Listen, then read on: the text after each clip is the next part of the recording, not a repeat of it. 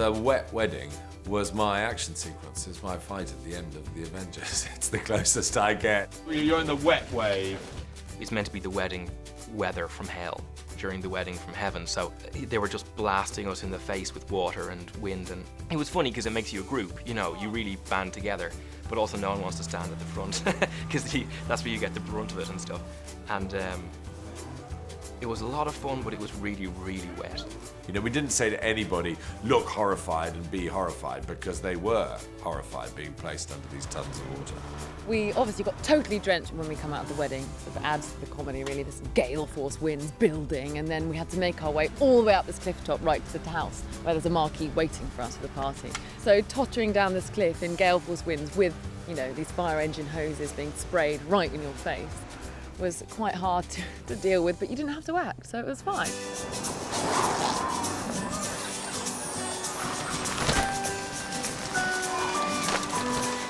It was our action sequence, so we did work harder on it than we worked on most things, and particularly on huge things like the tent flying away.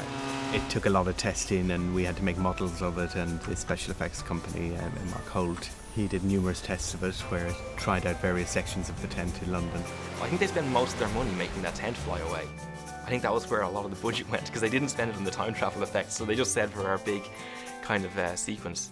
Always react realistically to what happens to you.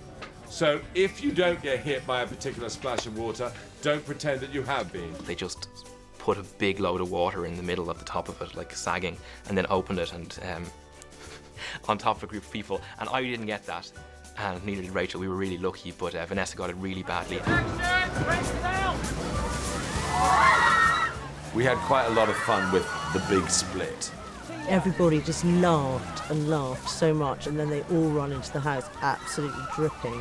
And so it becomes just a really good bonding event to then do the speeches and the rest of the wedding. So it was rather marvellous, actually. The truth of the matter is that if you blow a hell of a lot of wind at people, and if you pour a lot of water on them, they will tend to scream and laugh and cover their shirts if they become see-through. So just the actors lived with the real high possibility of pneumonia and terminal cold for a couple of days. And what happened in the movie happened to them, poor things. They had to go along a windy path and nearly die of rain and tornado. Thank you for all staying in character and remembering everything. That went wonderfully better than we could have expected.